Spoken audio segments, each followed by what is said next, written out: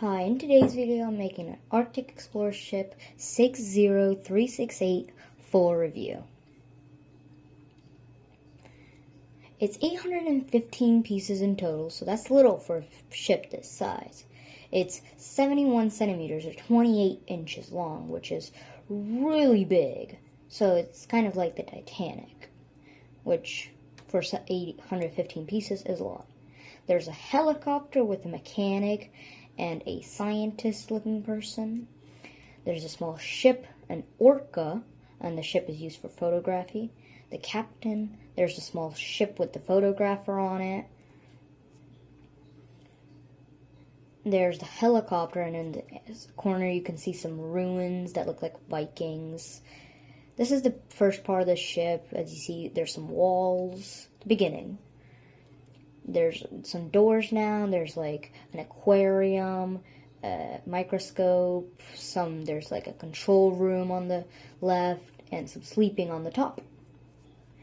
Here's a cafe area. There's coffee on the right, or milk, and there's a table. Here's some more. And on the very bottom, this is the captain's crew, captain's area. So this is where he controls the ship. This is it now. It goes on top of the rooms, of the giant room in the middle. So it has some room for 3 people. It has a microphone, a compass. There's some life rings for people who have fallen in the water, potentially. Now we have added the roof and the helipad on the very left.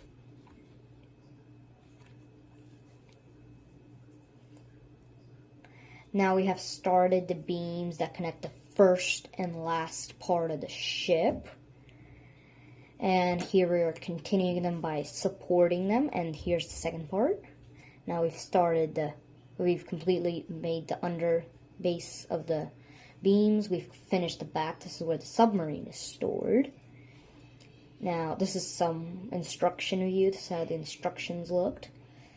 Now we've added some side to cover up where the first and second part meet.